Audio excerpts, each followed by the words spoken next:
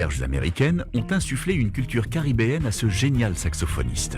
Pourtant, c'est bien au cœur de la capitale du jazz que le colosse se révélera. Pour ses 90 ans, Joe Farmer salue ce grand personnage dont l'aura continue d'inspirer des milliers d'instrumentistes à travers la planète. L'épopée des musiques noires, Joe Farmer. Dimanche, à partir de 11h30 TU. RFI.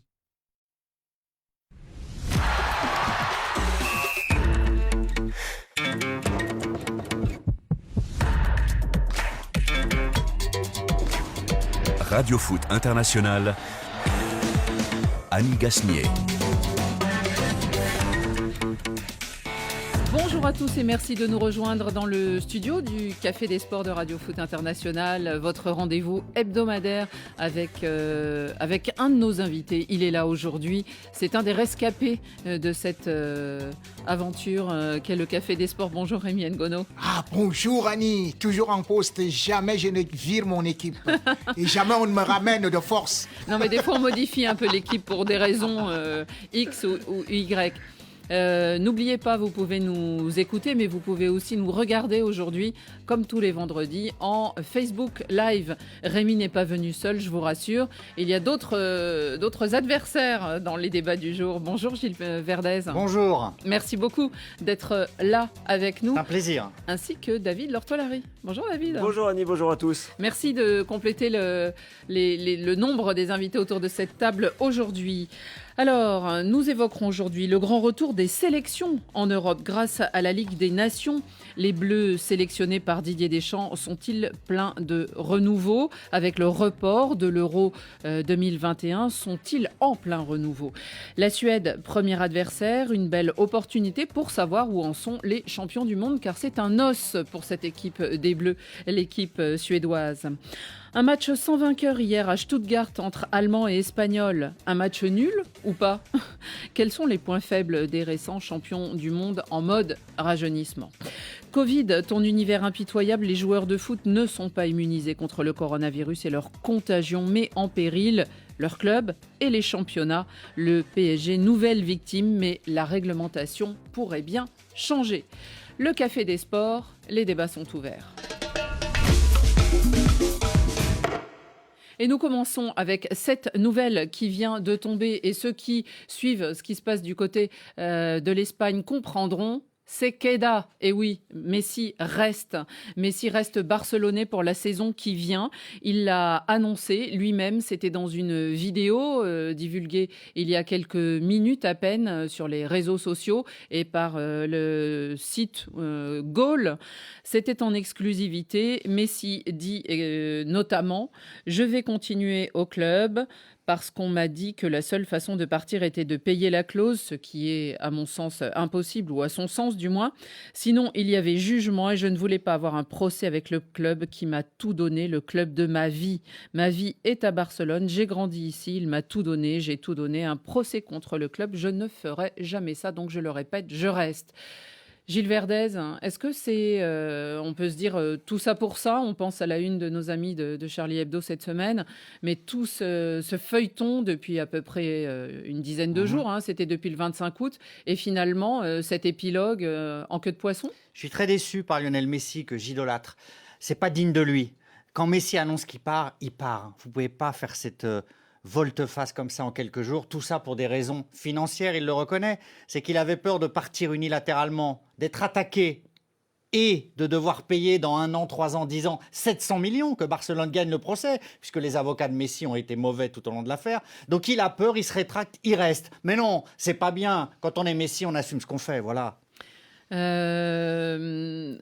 est-ce que vous êtes surpris par la fin de ce feuilleton? Je suis d'abord surpris par l'honnêteté de Gilles. Si ça aurait été Xavier Barré, il aurait dit que Messi mérite d'aller au paradis parce qu'il aime beaucoup le Barça. Ça montre justement que Messi n'aime pas aussi le Barça comme on peut le croire. Lui qui quand même a été biberonné dans ce club, lui qui a été soigné. Il le dit justement. Il dit ils m'ont tout donné et c'est pour ça que je ne vais pas leur faire un procès. Il aurait négocié au début.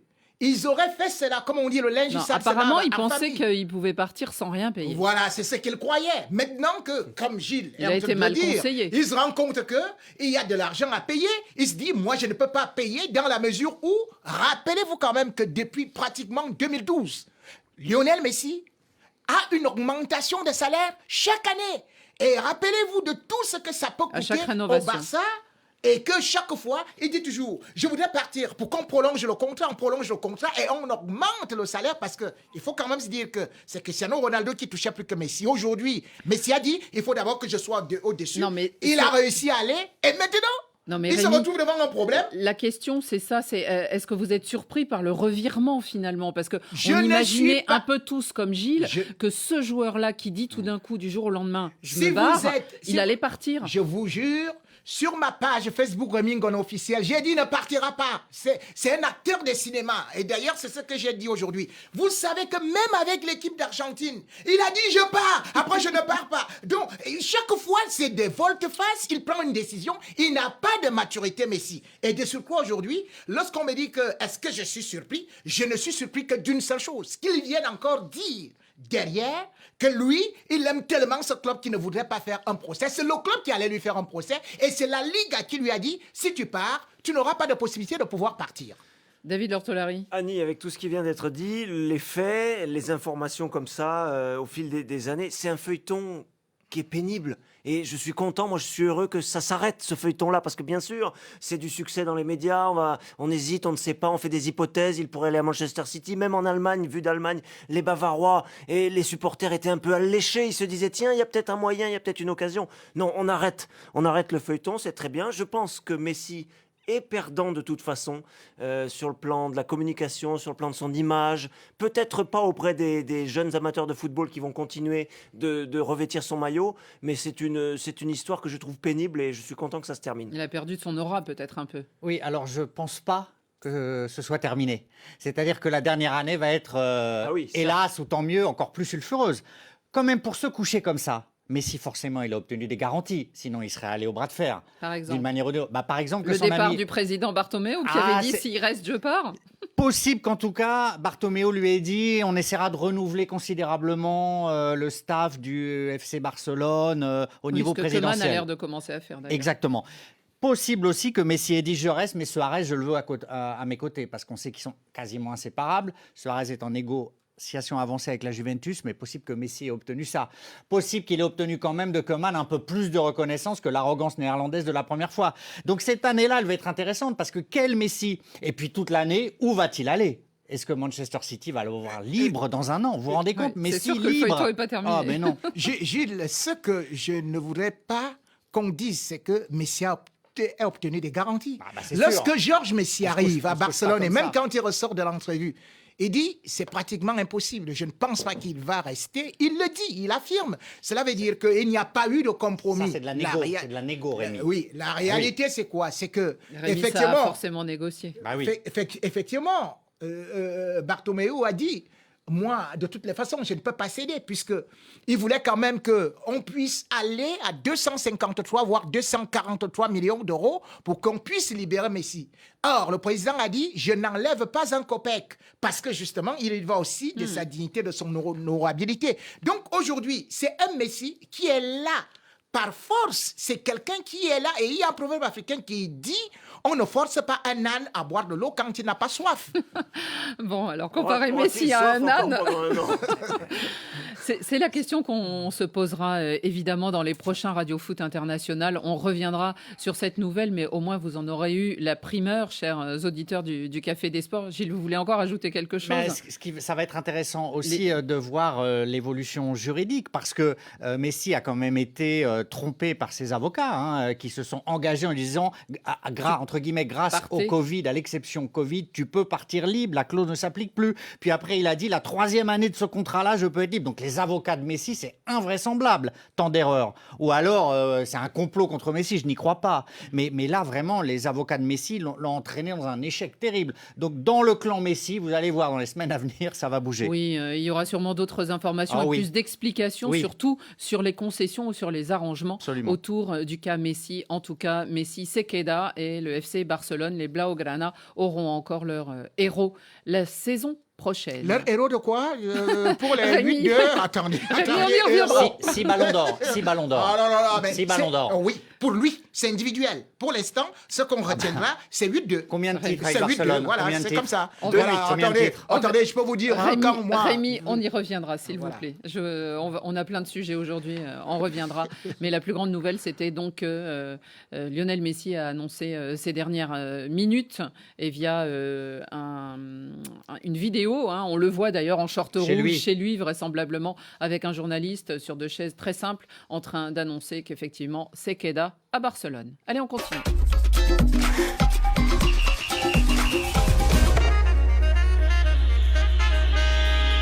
C'est parti, premier poteau.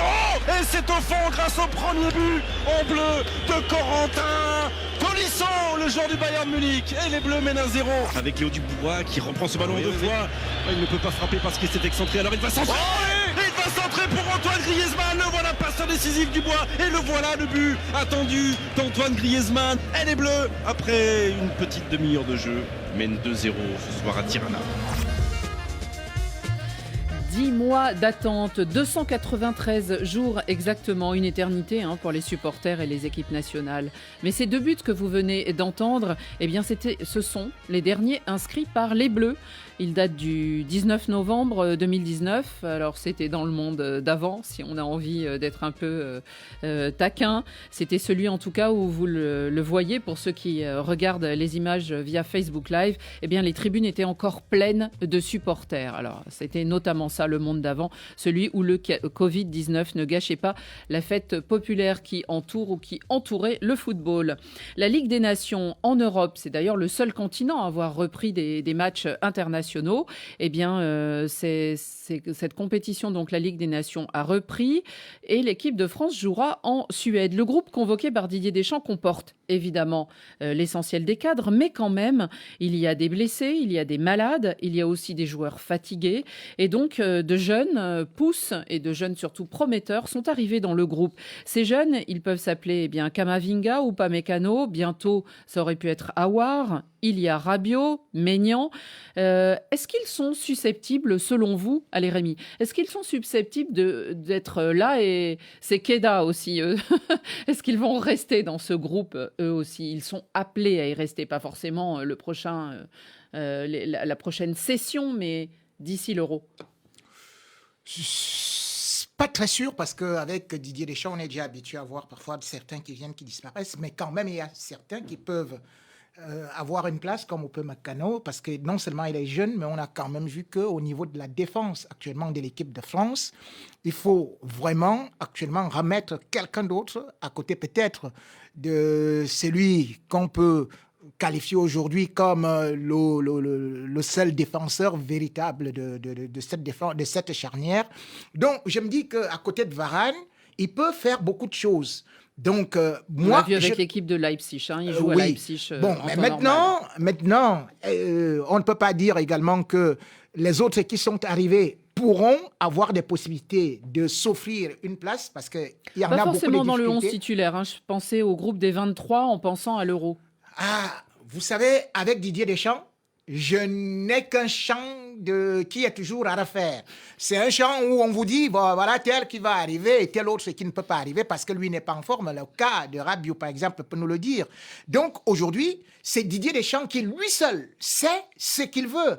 Et d'autant plus que quand j'essaie de regarder aujourd'hui ce qu'il est en train de mettre en place, du coup, je me dis, peut-être qu'il aura beaucoup plus besoin des milieux que les attaquants ou même les défenseurs, parce que maintenant, il est en train de mettre en place un 3-5-2. Donc, voilà. Donc, c'est pour ça que je dis qu'il y a d'abord à voir la première partie, le premier match, ce qui va sortir, Et là, nous aurons à peu près en projection ce qui pourra arriver. David Lortolari, c'est quand même l'occasion pour Didier Deschamps d'avoir des tests, on va dire, grandeur nature. Oui, avec la retenue pour nous dans nos analyses, je dis ça à la lumière du match d'hier dont on va parler un moment après, qu'il y a des états de forme, qu'il y a des états de forme extrêmement différents, collectivement, individuellement. Mais oui, je suis d'accord sur le fait que Rémi souligne un nom en premier comme celui d'Upamecano, parce que voilà quelqu'un qui peut s'imposer un peu de façon un peu comme ça massive. Il est talentueux, il comprend tout, il a de l'avance, il est précoce, il est bon, etc. Peut-être un talent offensif aussi en plus de celui-là. Et puis, c'est le moment de saisir sa chance, justement, si Didier Deschamps, parce que c'est lui qui va en décider, bien sûr, donne du temps de jeu. Parce que typiquement, il y a moyen de se faire sa place, d'autant plus qu'encore une fois, on peut avoir des coéquipiers qui sont un peu éteints, qui sont un peu, qui baissent au bout d'une heure, etc. C'est le moment peut-être le plus propice pour des jeunes comme ça, pour trouver une place. Gilles Verdez. Moi, celui que j'attends, celui que je vois, je ne pense pas qu'il débutera, c'est Kamavinga. Pour moi, lui, c'est l'avenir. Donc lui, je le vois s'inscrire dans une longue durée. Pourtant, il y a du monde quand même en milieu de terrain en France. Il y a du monde, mais il n'y a pas autant de talent que chez lui. Voilà, c'est le talent pur. Je revois Thierry Henry en 98, donc on voit la carrière qu'il a faite quand même. Donc voilà, je m'avance, mais Kamavinga, je suis sûr. Rabiot, c'est intéressant, mais ça dépend vraiment de lui, et sur le terrain et en dehors. C'est un vrai test, donc c'est difficile de prédire. Comment vous interprétez le fait que tout à coup Didier Deschamps l'ait rappelé, alors que finalement on dit qu'il y a pas mal de monde. Paul Pogba est retenu à cause de la pandémie, oui. Mais il y a quand même du aussi, monde. Oui, mais le problème c'est qu'on aura une succession de listes conjoncturelles, c'est-à-dire que avec le Covid, vous ne maîtrisez plus rien. Vous pouvez avoir un jour, au moment de la liste, 6 joueurs d'un club qui sont forfaits pour Deschamps. Et donc, il est obligé d'élargir au maximum. Il est obligé de voir le champ des possibles, non pas se rétrécir, mais s'agrandir pour se prémunir contre toute éventualité. Et Rabiot, c'est dans ce cadre-là. C'est un très bon joueur, donc il a décidé de passer outre, de dire aussi « je suis Deschamps ». Et j'appelle qui je veux. Quelqu'un qui m'a titillé comme ça, sauf Benzema. Mais Rabiot m'a titillé, il m'a pas insulté, je le reprends. Je suis Deschamps, je fais ce que je veux. Donc il affirme son leadership comme ça. C'est très intelligemment joué de mon point de vue. David Lortolari, on voit aussi que certains cadres sont là, mais on a quelques questions autour de certains de ces cadres, des champions du monde. Voilà, l'éternel Giroud, c'est peut-être pas la peine d'y revenir parce qu'il joue peu, mais quand il joue à Chelsea, apparemment, il fait l'affaire et ils l'ont gardé et on verra, je dirais, après le match. Mais je pense à Antoine Griezmann. Et ses rares titularisations quand même du côté du Barça, et on sait qu'il a fait une saison compliquée, même si quand il revenait en bleu, et donc il avait marqué un début contre l'Albanie, donc on a l'impression que dans l'équipe de France, il est bien, ou encore, et c'est pour ça que je me tourne vers vous, un certain Lucas Hernandez. Voilà, Lucas Hernandez, alors lui, il est parti au Bayern depuis la Coupe du Monde, après l'Atlético, il a été malheureusement beaucoup blessé, et il a très peu joué. Il a été longtemps absent pour une blessure, de longue durée, d'entrée. C'est-à-dire que ils l'ont acheté blessé. Et voilà, il était plus qu'en pointillé au départ. Il était en observateur et c'est pas forcément la meilleure façon de s'intégrer quand on peut pas montrer ce qu'on sait faire, etc. à ses coéquipiers. Dans un club comme le Bayern, il y en a quelques autres aussi, mais où c'est très dense. Et Lucas Hernandez n'a pas pu. Je ne dis pas qu'il ne peut pas, bien sûr. Je dis qu'il n'a pas pu, tout au long de cette saison, parce qu'elle s'est terminée quand même en Allemagne, démontrer quoi que ce soit. Il a joué par-ci, par-là un petit moment. Bon, on a vu qu'il avait toujours ses fondamentaux qu'on connaît en équipe de France, c'est-à-dire une forme de rugosité. Il s'impose dans les duels, il est solide, il est costaud, etc. Mais on n'a pas de garantie quelconque sur tout au long d'un match, sur la possibilité de reproduire cette performance 2 fois d'affilée. Donc lui, point d'interrogation, c'est peut-être là aussi le moment de le remettre dans le bain et de le faire jouer pour tester ça, justement. C'est sans doute pour ça que Didier Deschamps l'a convoqué. Sur Antoine Griezmann, il y a des inquiétudes pour vous, Gilles ? Non, parce que c'est un peu comme Giroud. Vous avez raison pour moi d'évoquer ces deux noms, parce que pour eux, à des moments différents de leur carrière, avant et souvent pour Giroud, et là pour Griezmann, le déficit de jeu en club, le déficit de résultats, le déficit de performance a été comblé en équipe de France. Et Deschamps a ses fidélités, il sait très bien qu'il peut compter sur eux. Donc je pense que Griezmann, dans un 3-5-2, a son vrai poste, si tant est qu'il a un vrai poste, mais son poste de prédilection, eh bien, il risque de faire un gros match et peut-être de montrer à Barcelone qu'il a été sous-exploité. Donc Deschamps sait que c'est aussi des joueurs revanchards. Et c'est pour ça aussi qu'il les appelle. Sur ces cadres qui posent question, Rémi, qu'est-ce que vous diriez? Et pas l'optimisme à outrance que Gilles semble afficher, parce que déjà, je dis que concernant Hernandez, c'est un échec total dans la mesure où même au niveau de la Ligue des Champions, quand on a quand même vu que Kimmich, qui était au milieu du terrain, Non, mais il est a en dû- concurrence, ça ne veut pas dire qu'il est plus voilà, performant. non. Vous savez quand même que pour une finale ou pour une compétition de cette envergure, alors qu'on avait bien espoir qu'il puisse venir, et quand j'ai vu par exemple la Il a Bundesliga, joué 48 effectivement, minutes. il n'a pas. Non, La c'était donc c'était en demi-finale où, Oui. où il est entré vers la fin et puis voilà, en finale, il a encore été remis au banc. Donc, pour moi, il n'est pas bon. Il n'est pas bon. Mais ce qui est beaucoup plus inquiétant pour moi, c'est Griezmann. Vous pouvez me dire tout ce que vous voulez. Mais j'ai vu comment est-ce qu'on a eu de la peine. Certes, on va me dire qu'il a beaucoup joué sur un côté à Barça, mais même quand il a été essayé et quand il a été un peu repositionné, ça ne donnait pas. Donc, un joueur qui n'a pas véritablement... Est-ce que c'est pas aussi psychologique tout ce qui se passe au Barça autour de Griezmann, Rémi? Peser lourd quand même. Ah oui, ça pèse lourd parce qu'effectivement, moi je vous avais dit ici que Griezmann partait gâcher sa carrière au Barça parce que je avais dit que même des gars comme Zlatan aux côtés de Messi n'avaient pas réussi à briller si on aussi que finit ça. par le mettre à son Donc, poste de prédilection après l'avoir un peu... oui, sauf que le Barça, malheureusement, le Barça est habitué et ne va pas abandonner cela, même si c'est Coman qui arrive au 4-3-3. Donc, pour moi, jusqu'à présent, la situation d'Antoine Griezmann risque de s'empirer parce que, justement, c'est quelqu'un qui joue en deuxième attaquant. Or, certes, aujourd'hui, Didier Deschamps est obligé de le repositionner derrière Giroud pour qu'il puisse bénéficier des deuxièmes ballons. Mais quand il va repartir encore au Barça, et de toutes les façons, quand il va faire quelques gâchis, parce que, rappelez-vous quand même qu'il n'y a pas très longtemps, Didier Deschamps, et d'ailleurs tout le peuple français était en train de dire qu'il était en sous-régime, et on le plaçait d'ailleurs au banc avant qu'il ne puisse rebondir. Si jamais la situation perdure, est-ce que ce Griezmann-là aura encore confiance en lui-même? Voilà la vraie question. C'est pour ça qu'on l'attend peut-être beaucoup sous le maillot des Bleus, Mais Gilles. oui, parce que c'est vraiment compliqué pour lui quand même, Rémi. Il traverse une saison. Il est barré, un peu borduré par Messi. Koeman lui confie les clés du camion, ça nous ramène à Messi, mais c'est de l'actu. Il lui confie, alors tu joueras à ton poste de prédilection, quel numéro tu veux, tu vas être le leader. Messi s'en va. Une semaine après, Il revient. Messi revient. Pour Griezmann, c'est quand même compliqué à gérer tout ça. Non, Donc hier soir, il a déclaré qu'il voulait tous que Annie, Messi reste. oui, est-ce que vous imaginez qu'il puisse déclarer le contraire? Je veux que Messi Pas parte du et que tout. le lendemain Messi reste. Alors là, c'est Pas fini du pour tout, lui. bien sûr. Donc, pour le pauvre Griezmann, c'est quand même une année super compliquée. Donc moi, je pense que c'est des bouffées d'air l'équipe de France, que c'est là où il s'exprime le mieux et que ça va lui servir. Après, attention, hein, sur les 5 derniers matchs en Suède, les Bleus n'ont gagné qu'une fois. C'est un adversaire très compliqué. Ça va pas être évident de s'imposer en De Suède. toute façon, Juste avant qu'on parle de la façon. Suède, j'avais une question pour vous, allez, David Lortolari. Est-ce que l'équipe de France, elle peut se permettre des tests? On sait que, alors on y reviendra, mais Allemagne et Espagne, par exemple, se sont permis hier. Mais quand on est champion du monde, on a un statut quand même sur les épaules, on a un statut à défendre, à porter. Est-ce que Deschamps peut se permettre un peu de faire, je dirais, des tests n'importe comment? Joachim Pas Löw, n'importe comment, Joachim c'est Löw pas avec ça, la mais- sélection allemande en a fait 107 depuis Osé. qu'il est arrivé. Il a intégré 107 nouveaux joueurs depuis 2008. Et ça n'a conduit à l'échec qu'une fois dans tous les tournois qu'il a disputés. Donc je serais plutôt tenté de dire, Annie, oui, il faut donner leur chance à des joueurs. Ça peut être une explosion. Bon, je vais pas prendre un exemple. Je vais prendre un exemple qui va vous faire rire. Mais Bafé Gomis en équipe de France, il arrive, il marque 2 buts tout de suite. Et il y en a d'autres des exemples comme ça. Certains qu'on a oubliés, d'autres qui se sont imposés. À mon avis, il faut quand même faire ces tests-là parce que ça ne va pas disparaître Mais en c'était 6 contre mois dans l'esprit l'Équateur, des hein. adversaires. Oui, certes, ça ne va pas disparaître en 6 mois dans l'esprit des adversaires. Le statut de l'équipe de France et ce titre de championne du monde. C'est pas parce que Deschamps va essayer des choses, qu'un match va peut-être être un peu brouillon, que les adversaires futurs vont oublier ce qu'a fait l'équipe de France les mois passés.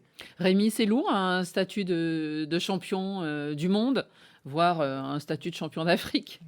Bon, champion du monde, ça c'est le passé. Maintenant, Comment ça, il y c'est a- le passé? Non, jusqu'en 2022, Ah ils oui, sont oui, champions du monde. c'est le passé du moment où vous l'avez déjà remporté dans la Vous êtes mesure où- encore champion d'Afrique, je crois. Oh non. Non. Non. C'est l'Algérie. Enfin, Exactement, ouais, voilà, depuis l'année justement, dernière. Mais voilà, vous l'avez depuis été l'année- 6 mois de plus, 2010, c'est ça? Oui, Hein? donc c'est comme ça. Donc après cela, maintenant, ce qui est en train de se passer, comme justement on le dit, les équipes, ça change trop vite. On a vu l'Allemagne venir, on croyait que l'Allemagne était hyper forte et tout ça. Et on a quand même vu comment est-ce que l'Allemagne est passée à côté avant de se régénérer actuellement là. Donc c'est pour ça que je dis qu'on peut avoir un statut et par la suite on passe à côté. Justement parce que tout le monde va vous attendre. Il faut quand même se dire que la France, quand elle devient championne du monde, laissez la balle aux adversaires. C'est-à-dire que en général, la possession de balles de la France ne dépassait pas 40%. Aujourd'hui, champion du monde, la France ne va pas laisser la balle aux adversaires. Et c'est pour ça d'ailleurs que nous sommes en train de revoir un autre système tactique, un autre schéma tactique, à savoir que ce que Didier Deschamps est en train de vouloir expérimenter. La preuve qu'on est reparti sur de nouvelles bases. Bon, alors en attendant que le Cameroun reprenne sur son sol, si tant est que la CAN y est bien organisée prochainement, Gilles, Vous êtes obligé de changer. Rémi a l'air de les dire... statuts. Mais oui, Rémi a l'air de dire les équipes nationales, on change trop vite, les statuts sont remis en question Ouais. et les Pas statuts si vite. écrits différemment Ouais. déboulonnés. Mais le foot change d'une manière incroyable. Aujourd'hui, on est star à 17 ans. Il n'y avait pas ça avant, il y avait des C'est vous qui exceptions. faites Mais- des stars à 17 ans avec Bah, Kamavinga. Excusez-moi, il est en équipe nationale. C'est Oui, pas c'est moi vrai. qui l'ai C'est appelé. vrai. La relève de Messi à Barcelone, 17 ans. Donc, Kylian Mbappé aussi. qui est Kylian arrivé Mbappé, très star jeune. très jeune. Donc aujourd'hui, vous êtes Même poussé Pelé, dehors. même à l'époque, Pelé, Donc, ça il veut dire marque que le 2 buts à la statut- Coupe du Monde Quelques contre la exceptions, Suède. quelques à exceptions. 17 ans. Ça change le poids c'est avant d'un même titre. 17 ans. Mais en fait, il n'y a quasiment plus de poids du titre parce que le renouvellement est permanent. Si vous ressentez la moindre pression, vous êtes poussé dehors par la génération suivante, qui est une génération spontanée maintenant. D'autant que là, entre la Coupe du Monde et l'Euro, on pense évidemment à 98 et 2000. Et bien là, ça sera 2018 et 2021. Oui, donc il y a plus de temps. Et puis les successions de victoires Euro Coupe du Monde ou Coupe du Monde Euro, il y en a quand même eu très peu. Hein. L'Allemagne de l'Ouest, la France, l'Espagne, et c'est tout. On n'en compte pas énormément. Donc c'est très difficile à réaliser. La Suède, hein, je me tourne vers vous, messieurs, maintenant pour évoquer cet adversaire. C'est un adversaire, Gilles, il le disait, difficile. Et moi, j'ai regardé les statistiques comme vous, sûrement, Rémi. Mais effectivement, c'est une équipe de France, quand elle va à Stockholm, ça se passe moins bien que dans le temps, dans le temps d'avant ou le temps récent. C'est vrai. Les Français ont perdu 2 des 4 derniers matchs contre les Suédois. Les Français, les Bleus, n'ont gagné qu'un seul des 5 derniers matchs contre cette équipe. Et surtout, la Suède est invaincue lors des 8 derniers matchs contre la France. Alors là, ça va être compliqué. Oui, il y a un problème quand on affronte la Suède, c'est que je crains que une virtuosité, un geste de talent ponctuel comme ça au cours du match ne suffise pas. Il va falloir faire les efforts, il va falloir développer du collectif pour la mettre en difficulté. Parce que quand même, les vieux clichés qui consistent à penser que cette équipe est un peu, sinon rustre, du moins un petit peu figée dans sa tactique, etc., restent assez réels, quoi. C'est pas non plus une équipe de... Elle a même des joueurs maintenant, des Suédois, qu'on voit dans d'autres équipes, et notamment en Allemagne. Alors ça, oui. Émile Forsberg, je suis pas sûr que ce soit le meilleur exemple, parce que c'est à lui que je pense en premier, parce qu'il a cette saison, il a été un peu absent, il n'a pas pu montrer ses qualités techniques, mais en équipe nationale, on va lui faire pleinement confiance.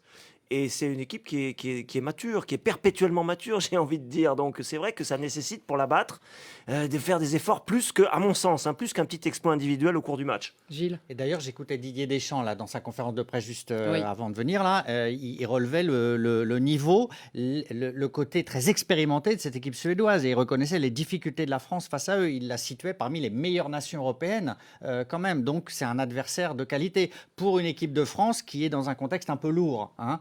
Mandanda évincé à cause testé dernier positif. Et Deschamps disait lui-même, c'est pas facile de se préparer pour un match comme ça. Donc C'est vraiment... Mandanda qui allait être gardien de but titulaire? Non, mais Mandanda. Non, c'est dans Rémi, le contexte. Dans un contexte de l'équipe qui est lourd. Mandanda, c'est un grand frère. Le gardien, Bah, la France n'allait Non, pas mais- jouer avec 2 gardiens de Vous but. n'allez pas Laissez-nous critiquer ça. Mandanda, Vous quand laissez, même. vous laissez le gardien titulaire et vous nous parlez de. Je vous dis qu'il est testé Rémi. positif, il doit partir. Ça a C'est une dans influence l'ambiance. le groupe. Oh non. Dans l'ambiance. Mais Rémi, Ah oui. c'est vrai que la Suède, c'est eux qui écartent l'Italie de la Coupe du Monde 2018. Hein. On se souvient que les Italiens ne vont oui. pas à la Coupe du Monde et c'est la Suède qui les évince. Et c'est quand même une équipe qui s'est drôlement régénérée alors qu'elle a perdu son géant, Zlatan Ibrahimovic, déjà depuis quelque temps. Ah oui, parce que justement, c'était Elle ça fait le problème. malgré tout toujours peur. C'était ça le problème, c'est-à-dire Oui. que contrairement peut-être transition. à Cristiano Ronaldo, qui, quand il est avec le Portugal, eh bien, il porte le Portugal. Malheureusement, Zlatan, c'est à peu près un autre Messi, veuillez m'excuser, c'est-à-dire qu'il ne porte pas souvent l'équipe nationale comme on peut le croire. La preuve, c'est que, pour une fois, on a vu cette Suède-là, a d'ailleurs atteint les quarts de finale de la Coupe du Monde. Mine de rien, cette Suède d'ailleurs là, elle avait déjà même battu aussi des fortes formations. Donc aujourd'hui, je crois que la Suède, lorsqu'on essaie de la voir, c'est un bloc.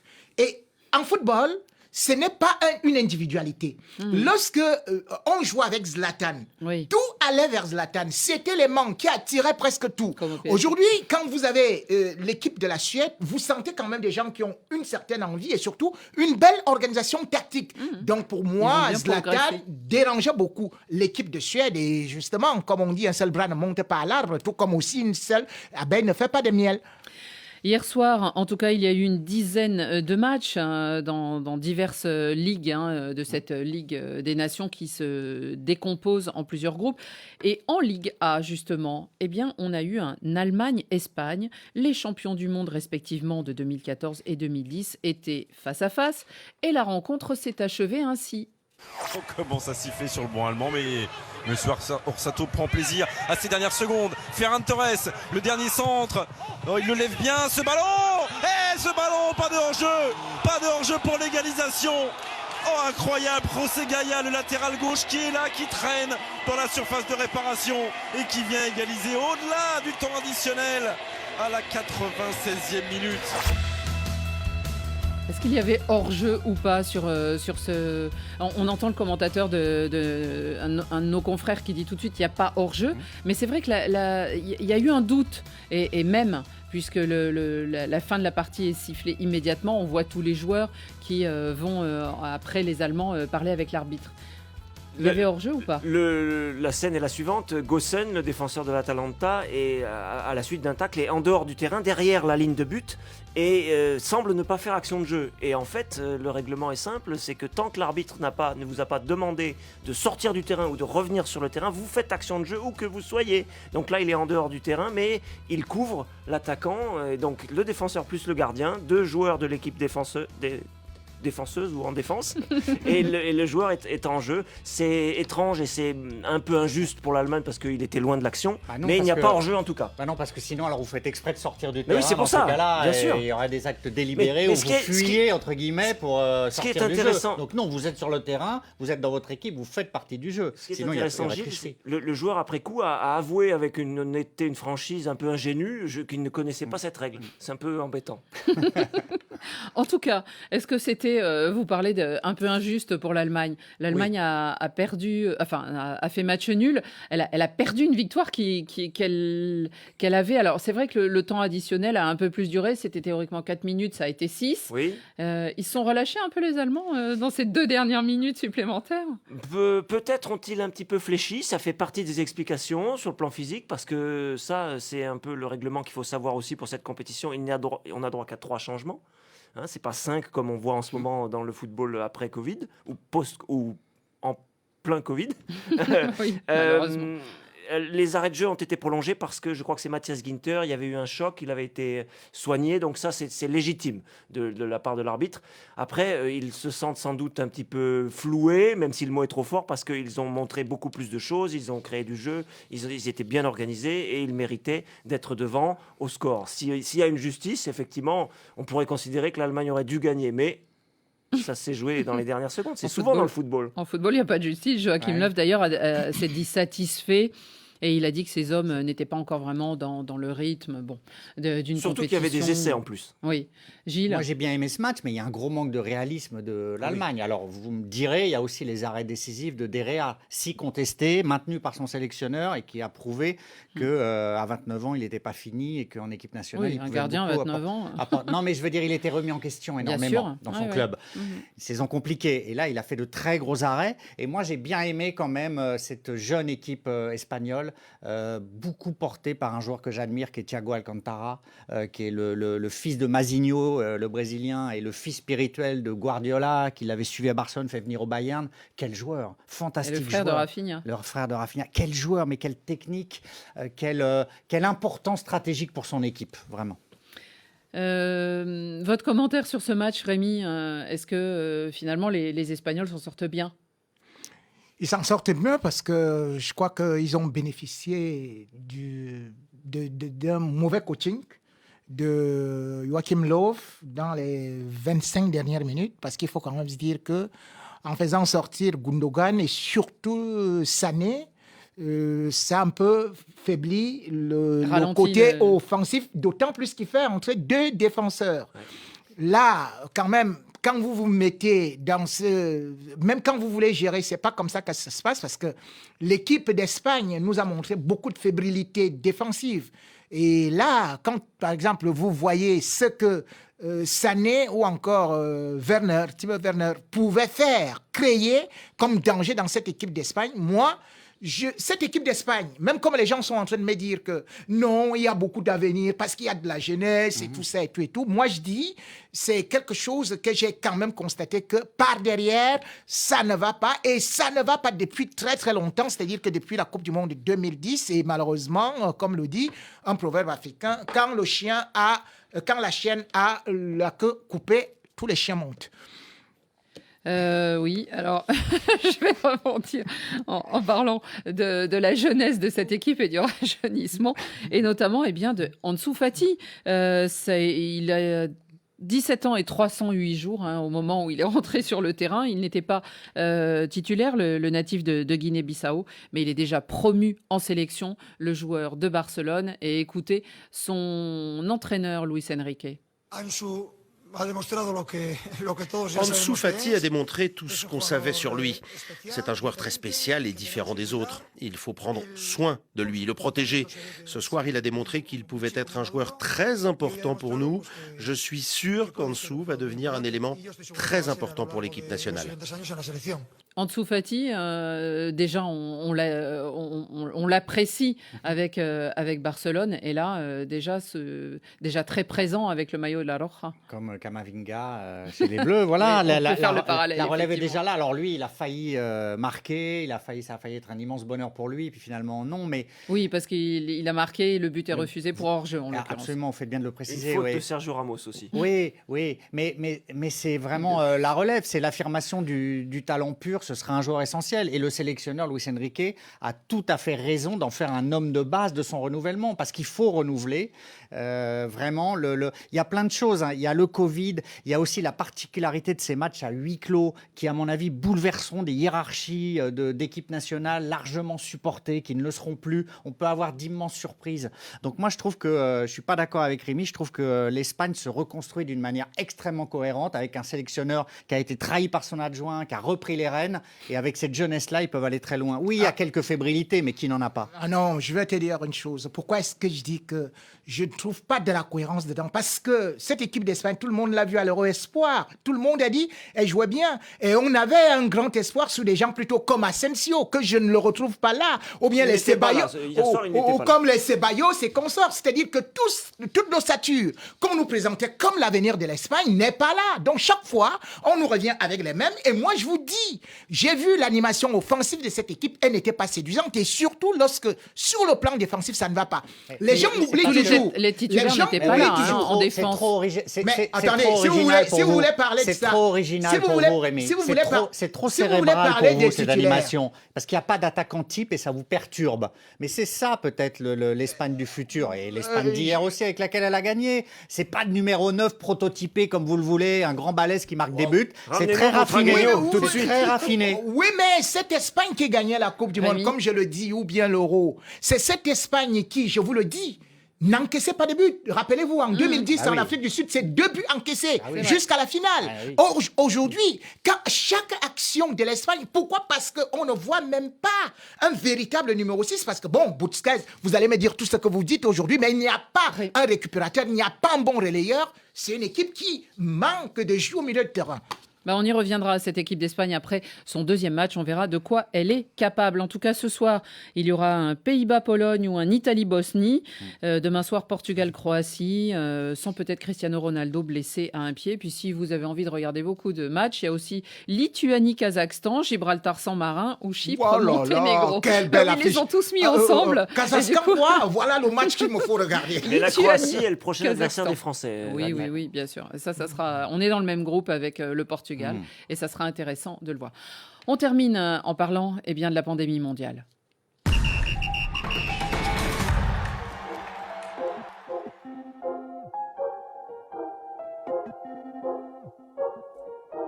Monsieur Corona, qui es-tu?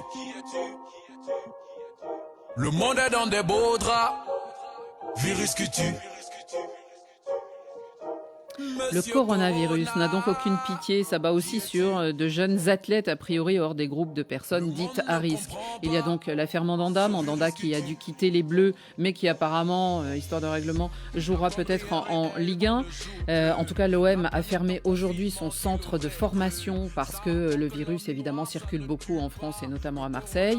Alors le pire, évidemment, c'est le Paris Saint-Germain. 6 joueurs sur le flanc pour l'instant, et c'est peut-être pas fini. Di Maria, Paredes, Neymar, auxquels se sont ajoutés hier soir Marquinhos, le capitaine, Icardi et Navas, tous rentrés, on le sait déjà beaucoup, d'un séjour de vacances à Ibiza où ils auraient supposément attrapé ce virus. En tout cas, les matchs à venir, Lens et puis Marseille, seront-ils pour autant reportés? Alors, ce qui s'est passé hier soir peut-être, Gilles, c'est que la LFP, qui au départ recommandait le report, et on se souvient de OM Saint-Etienne qui a été reporté parce qu'il y avait au moins 3 joueurs blessés, là, on porte ce nombre à 10, puisque si 20 personnes sur 30 de l'effectif sont disponibles, on jouera le match. Entre guillemets, c'est un allègement du protocole. Oui. C'est-à-dire qu'il n'y aura plus ces fameux quelques joueurs sur 8 jours glissants. Maintenant, il en faudrait beaucoup plus pour qu'un match soit reporté. Alors, c'est une manière d'éviter un calendrier, un calendrier impossible à tenir.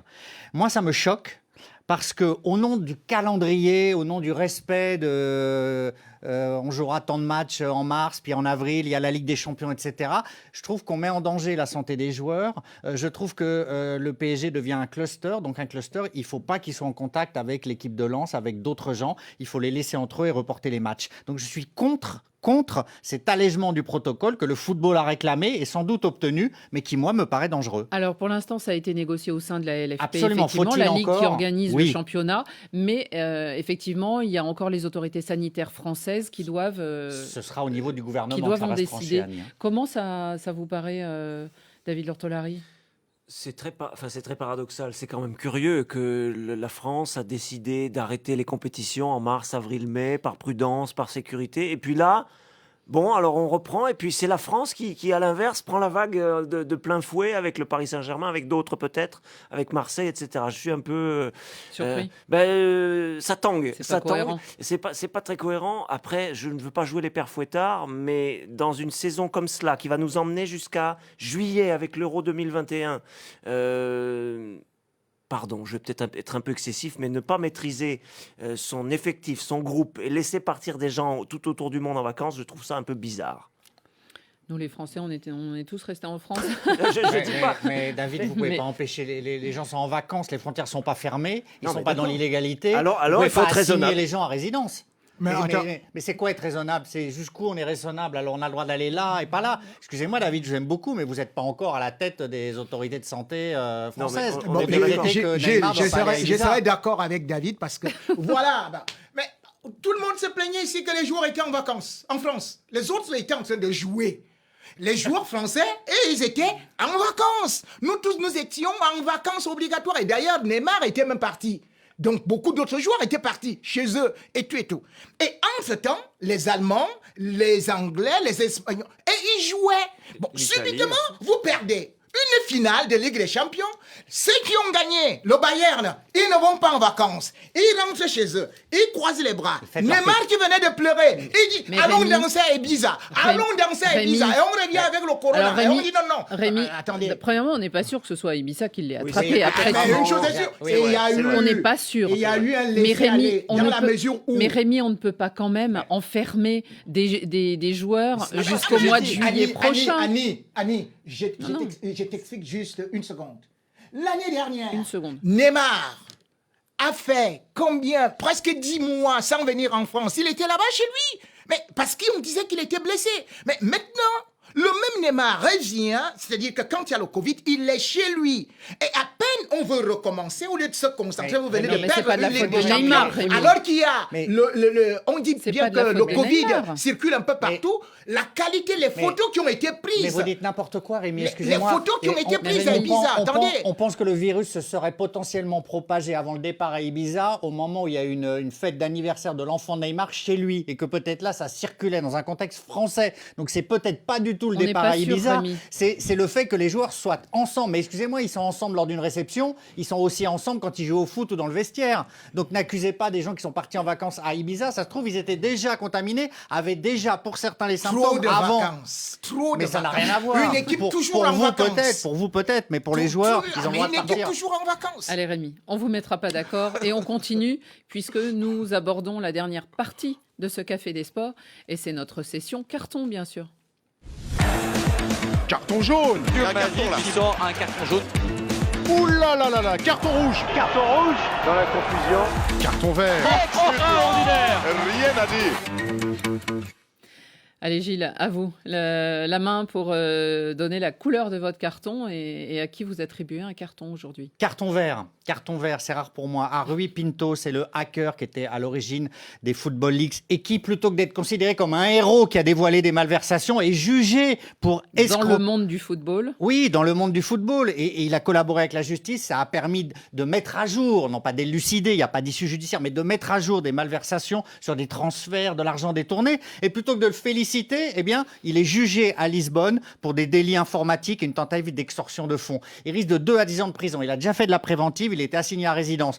Pour moi, c'est un héros. Donc les héros, on les juge pas, on les félicite, donc carton vert. On y reviendra dans Radio Foot International d'ailleurs pour vous expliquer en quoi ce procès est important. David Lortolari. Déjà, tout à fait d'accord avec Gilles et merci d'avoir fait ce développement. Non, D'un c'est point de vue on lui aurait journalistique, mis c'est un aussi carton bien vert. d'entendre ça et on est a appris d'accord. plein de choses avec ces Mais footballs. c'est ça leaks. surtout, oui. c'est ça qui est important, c'est ça le cœur du... Voilà, ça c'est une chose. Alors je vais parler moi de quelque chose qui est peut-être plus secondaire. Je voudrais mettre un carton jaune dans le contexte actuel avec la situation sanitaire compliquée, avec la difficulté peut-être de s'entretenir parfaitement physiquement, la difficulté d'enchaîner les matchs. Je ne comprends pas ce qui s'est passé dans le cadre de cette Ligue des Nations hier soir et qui va perdurer pour les prochains matchs. Pourquoi se limite-t-on à 3 remplacements pour une équipe? C'est trop peu. On a constaté, les acteurs du football l'ont dit, que 5 changements dans la situation actuelle, c'était très bien, que ça donnait un peu de bouffée d'air peut-être pour maîtriser des situations un peu nouvelles. Et là, on revient à 3 changements. C'est insuffisant, c'est incompréhensible. C'est presque aller à contre-courant de la situation. Ça ne me plaît pas du tout. Rémi.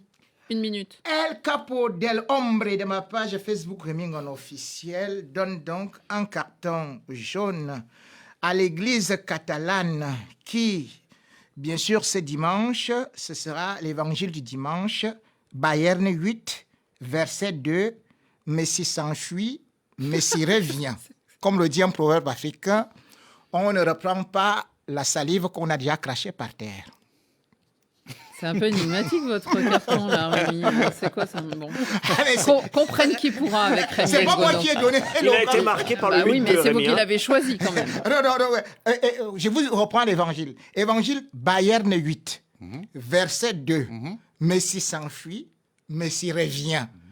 Et puis, je conclue avec le proverbe, on ne ramasse pas une salive qu'on a déjà crachée par terre. C'est-à-dire que vous ne pouvez pas dire je m'en vais, je reviens. C'est le comme ça. c'est tout. prédicateur N'Gono, là. Et Voilà. pourtant, on n'avait pas encore la réponse de Sekeda. C'est incroyable, Rémi. Puisque Messi, on en a parlé en début d'émission, reste à Barcelone. Le carton de Radio Foot International est un carton vert à l'OM et à son soutien au Liban et aux Libanais à travers leur supporter Cyril Canan, qui a disparu dans l'explosion du 4 août sur le port, dont on a parlé évidemment sur RFI, qui a fait près de 200 morts.